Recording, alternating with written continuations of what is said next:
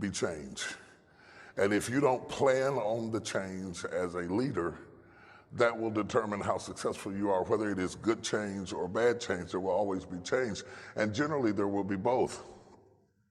Throughout longevity, most people never have a straight ride up a hill, even though their bio says it does. How many of you know that the bio is a lie? It doesn't have everything in it. The resume only has the good things in it. It tells you about the peaks. It doesn't tell you about the valleys. The accomplishments doesn't tell you about the failures. But you learn as much from your failures as you do from your successes. I think one of the most difficult things that can happen to people in leadership is to step into leadership that you didn't grow and that you didn't groom because you don't know where the issues are. There's something about being on the trajectory yourself and taking the roller coaster ride and riding the wave that makes a big difference as it relates to leadership. When you think about it this way. We often, when we select leaders or we want to evaluate people or we want to choose staff, we quickly want to know about their IQ, where they went to school, what their background is, because we're trying to find out in a nice way, are you smart? Okay? And we don't want to just walk in the door and sit down and say, are you smart? So we start asking you all of these trick questions, how many people did you supervise? How long have you done it? The bottom line, we're trying to find out, am I hiring a ninny? We just don't want to be that crass, but that's actually what we want to know. We want to know about your IQ, your intellectual ability, the quotient of intellectualism that you have through which to handle and manage situations based on your IQ. The second thing that we really need to be asking, and we really don't know this until we get into it, is your EQ. And I'm not talking about something you do on your music. I'm talking about your emotional quotient. Your range of emotion and how you handle stress and pressure. Because many, many times you can have people on your team and on your side who have the intellectual ability to do what you're trying to get them to do, but they do not have the emotional wherewithal, and you don't know it till you get on the ride. It's like me. I look like a man's man. I think I look like a fairly strong, macho guy, and I am. Until you put me on a ride on Six Flags. I turned into a little 5-year-old girl in the ride. I do not go on those rides for anything at any time because I don't want anybody to see me act like that. I start clinging on to whoever I'm with. It's a bad thing when you go on a ride with a girl and you're clinging on to her, talking about, I'm not good on the ride. I'm good going up. It's the going down that drives me crazy. What you want to know is, can you handle the down ride? Do you turn into somebody else when things start getting crazy?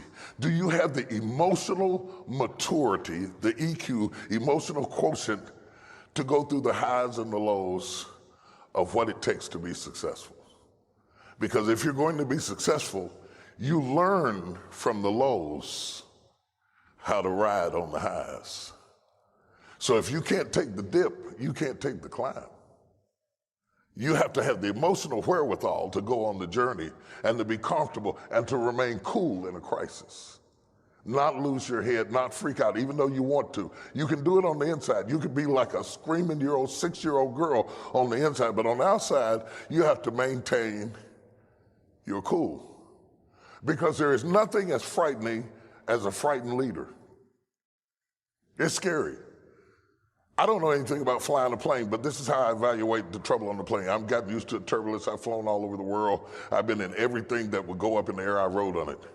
And I don't get nervous until the people up front get nervous. When they come out of the captain's booth like, immediately, I don't even have to get a report. I don't have to know what's wrong. I just panic. If they're kind of cool, and say, there's going to be a little bit of turbulence, fasten your seatbelts. I say, oh, it's cool.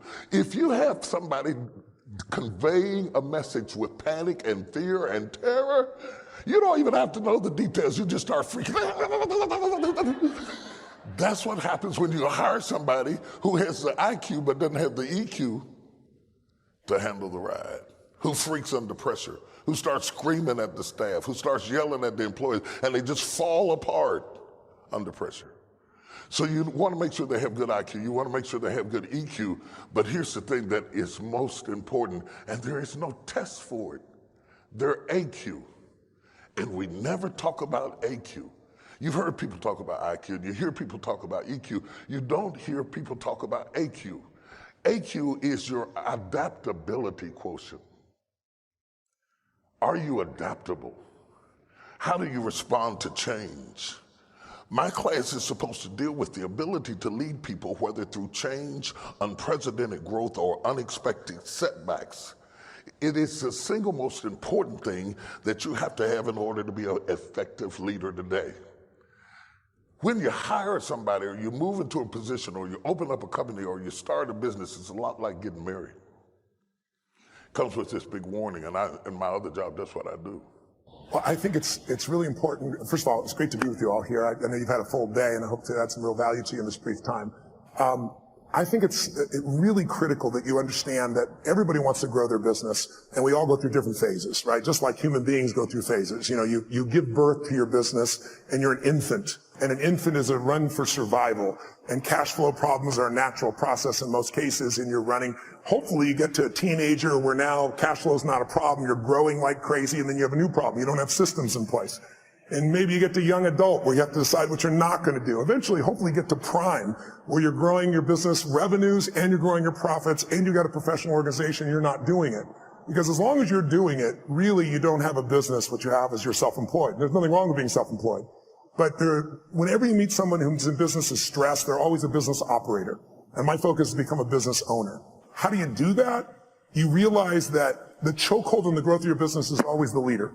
And it's your skills and it's your psychology. And I found it's 80% psychology and 20% skills. You gotta have the marketing skills. You gotta be able to lead. You gotta be able to recruit. You gotta do all those things. But really, most importantly, you gotta get it through what I call the threshold of control. And this, to me, is the secret to really succeeding in business. And it's pretty simplistic. How many of you snowboard or ski? Anybody out there snowboard or ski? Give you a sense? So most people are terminally intermediate when they get into that sport, right? You know, they really never get that good. They're not really a belonger. They're kind of in the middle, and they never get much better. And I think the reason is they never push themselves beyond what they can handle, right? You're used to greens or blues, and you find yourself on a double black, and what happens? Everything inside you freaks out because you're past what I call the threshold of control, your comfort zone. And you look down, you go, I could die doing this. So now you have two choices. Either most people slam themselves on the ground, hang on for dear life, and try not to skid off the cliff, and at best what you do is survive.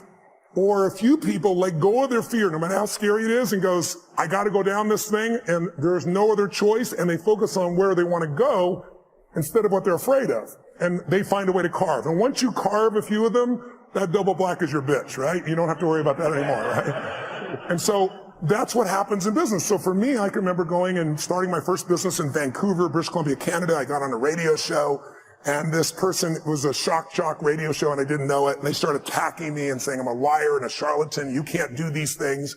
And this therapist called me up and said, you know what? I've dealt with people forever. You can't wipe out a phobia in less than an hour. It can take 7 years. I have a patient right now I've worked with for 7 years, and I've been able to solve this. And I said, great. Bring that patient tonight. I'm doing a free guest event at the Holiday Inn, and I'll take care of that. It should take me 10 or 15 minutes. Right? and you so do it? I did it. And I was able to do it. I wrapped a snake around this woman. She had a snake phobia. A phobia is an uncontrollable response. So because of that, I had people coming to these guest events like crazy, and I thought I hit the home run, right? And I did this big guest event. There was like 1,000 people there, which for me would be like, I don't know, 100,000 people in an event right now. And after I was done, a bunch of people signed up for my seminar because I did a free value-add event, and then I would invite them to come spend 3 days with me.